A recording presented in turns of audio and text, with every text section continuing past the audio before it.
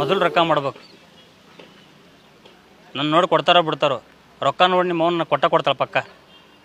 ಏನು ಮಾಡವದಿ? ಊರಾಗ ಈಗ 4 ಗಿರಣಿ ಅದಾವೆ. ಖಾರ ಕೊಟ್ಟು ಮಷೀನ್ ಹಾಕ್ತೀನಿ, ಅದ್ರ ಮಗ್ಲ ಶಾವಿಗೆ ಮಷೀನು ಹಾಕ್ತೀನಿ. ಹಂಗೆ ಶೇಂಗಾ ಎಣ್ಣೆ ಕುಸುಬಿ ಎಣ್ಣೆ ತಯಾರು ಮಾಡೋ ಗಾನ ಹಾಕ್ತೀನಿ. ಅದ ಖಾರ ಕೊಟ್ಟು ಮಷೀನ ಗಿರಣಿದ ಫ್ರಾಂಚೈಸಿ ಕೊಡ್ತೀನಿ.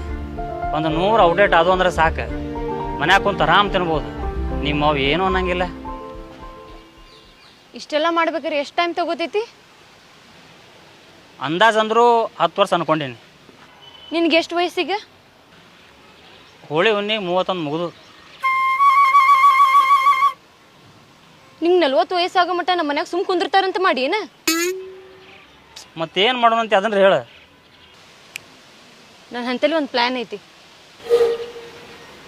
ಏನು? ನಾ ಟೇಲರಿಂಗ್ ಕಲಿತೀನಿ, ಫ್ಯಾಷನ್ ಡಿಸೈನರ್ ಆಗ್ತೇನೆ.